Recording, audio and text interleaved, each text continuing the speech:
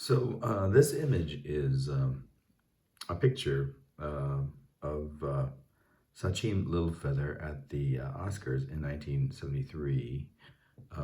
The famous actress who rejected the uh, the Oscar on the part of Marlon Brando, and uh, and at that time made a statement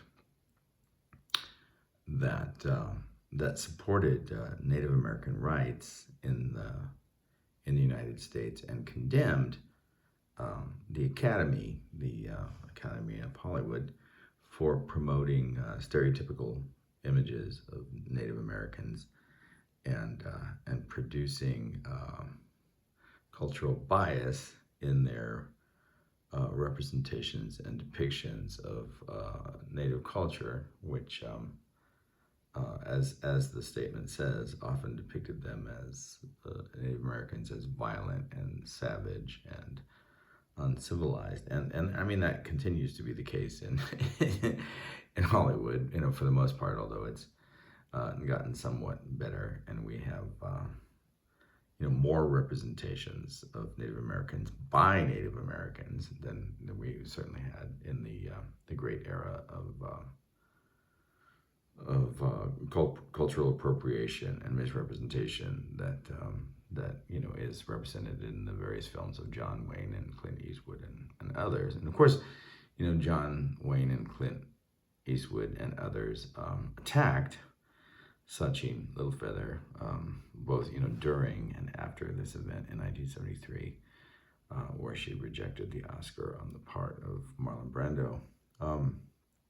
I guess following her death, and I'm not exactly sure why everyone waited around until she died to do so, but there has been some dispute about whether Sacheen Littlefeather was actually of Yaqui and Apache descent, White Mountain Apache descent, as she claimed to be. And this article that I'm looking at here from The Guardian talks a little bit about the dispute and the claims made by her sisters, who suggest that her childhood narrative is false, and rather that she's of Spanish Mexican descent, which I suppose is different from native, Mexican descent. Although I think that distinction between the Maya and the conquering Spaniards is pretty hard to sort out, after many hundreds of years of miscegenation and cultural synchrony. But whatever. People can choose to be, I guess people can choose to be as white as they want to be, but we start having problems when it and for legitimate reasons.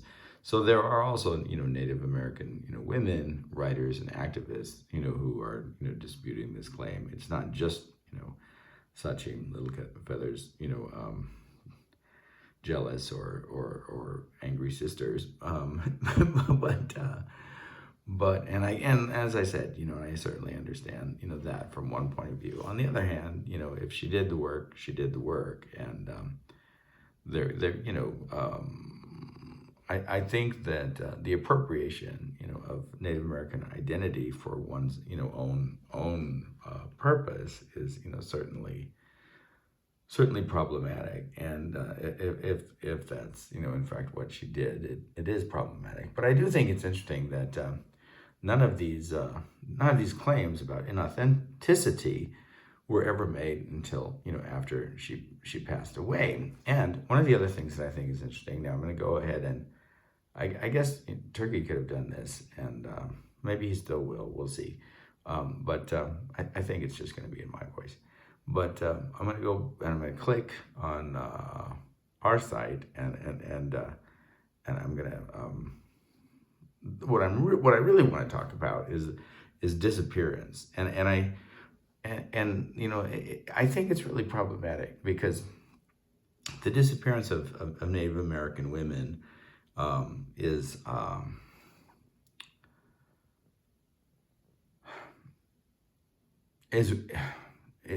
something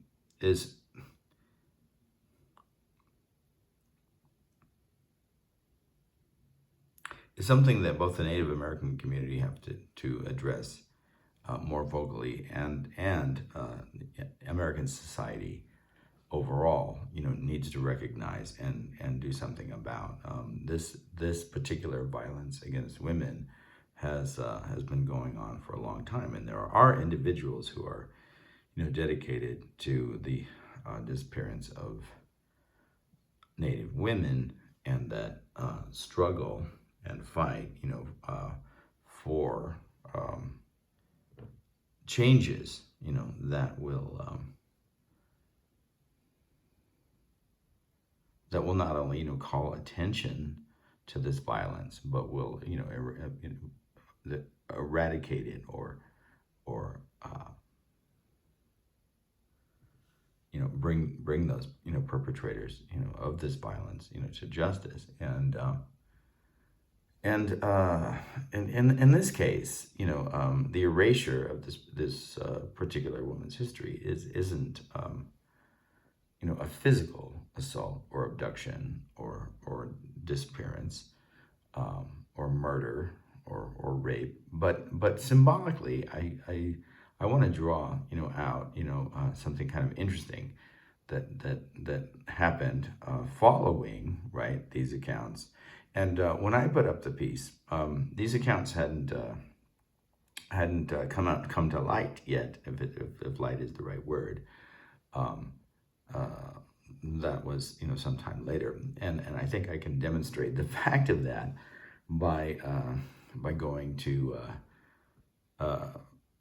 the YouTube video that documents my writing of her place in the book called 144, and the documentation that I put up there, because I think and this is where the disappearance lies. All right, so I'm going to go ahead and click on my YouTube channel, and we're going to go somewhere else. All right, so here we are, and this is Sacheen Littlefeather's pages in the book called 144, and we can play it, and it has a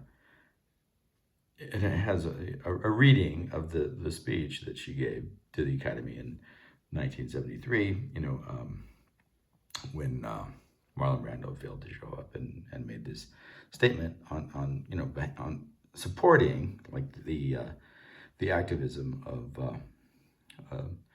Native American communities, and this is after, but related to the occupation of Alcatraz, which we just put something up on, because apparently Sacheen Littlefeather claimed to have been a participant in the occupation of Alcatraz, and now this is also disputed, although it's confirmed by one of the organizers, and disputed by someone else, and it's not my place or authority or or expertise to make a determination regarding who's telling the truth and who isn't, but I think this is very interesting. So if like her identity is in fact fabricated, as I was saying, it's interesting that it only came to light following her death, and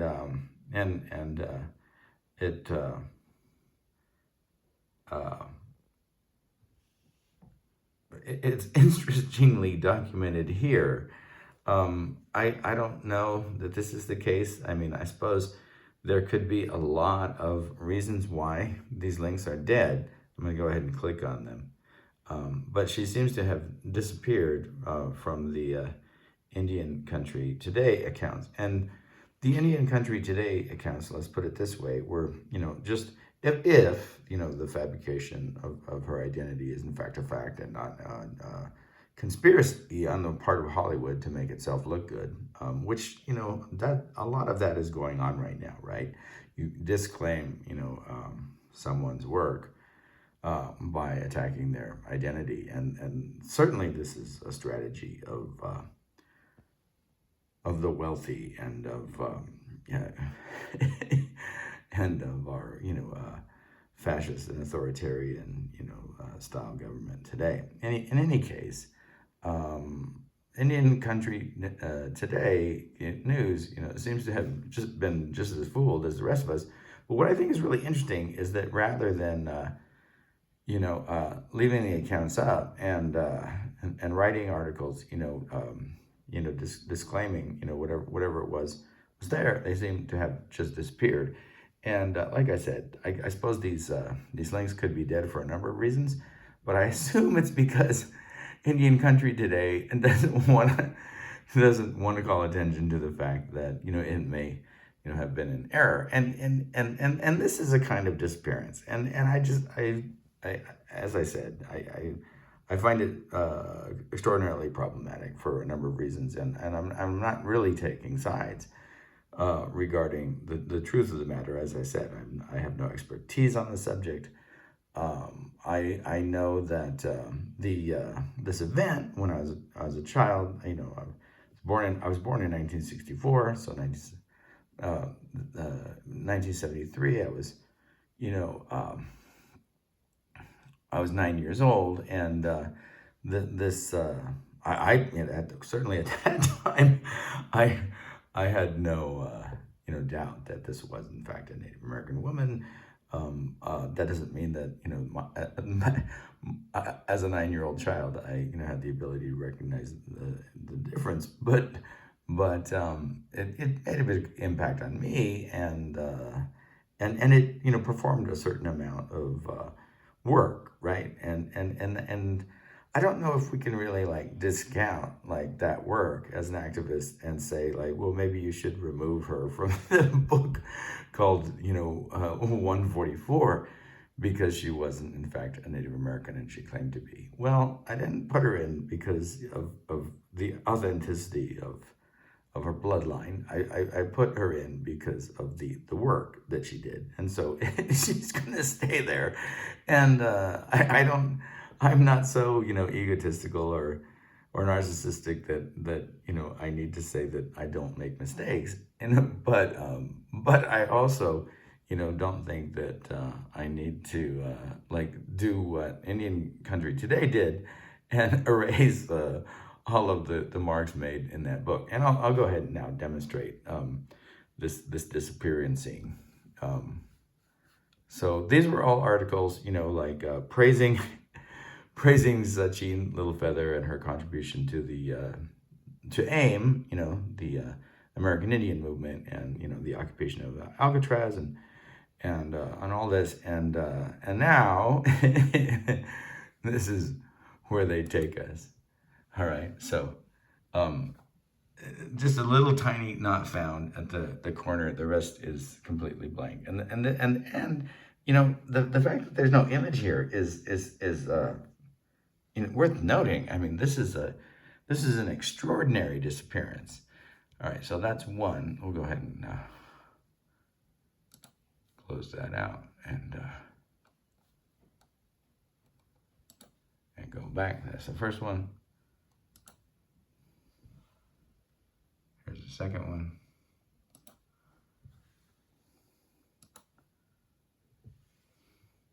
That's the third one.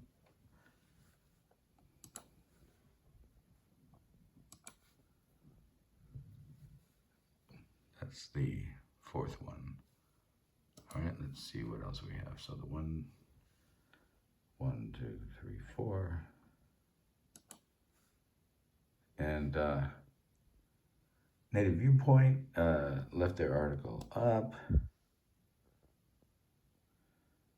As you'll see, if we read this article, no mention is made of inauthenticity or any controversy regarding her identity, because that didn't come to light, as I said, until after her death. And that's what I question, really. Why, if all of this was, so much common knowledge on the part of her family, did anyone wait? Okay, so this one remains. Let's go ahead and go back and Washington Post. Unfortunately, like they've changed their policy and we have to either pay or give them information to read this article, which we're not going to do, but can't even really see her image here unless we find a way to start reading this one. So Washington Post, the Washington Post dies in collaborative support of Trump, I suppose, and desire to earn profit over provide information to a democratic society. All right, so and the Guardian is still free. It's interesting because the Guardian, I believe, also has an article on. So the Guardian kept their article up, but they also have an article following the dispute of Sacheen Littlefeather's identity, and they present that as well. So there's no disappearance being performed there.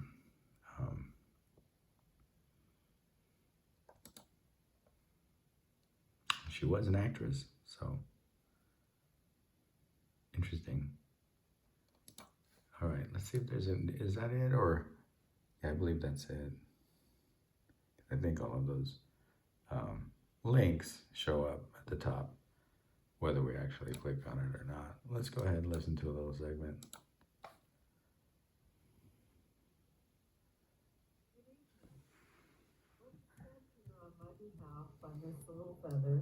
Is not in any way designed. So this is what was written by Marlon Brando, or on the part of Marlon Brando by someone else. Who knows? But it has not been my wish to offend and she's reading his words. Tonight.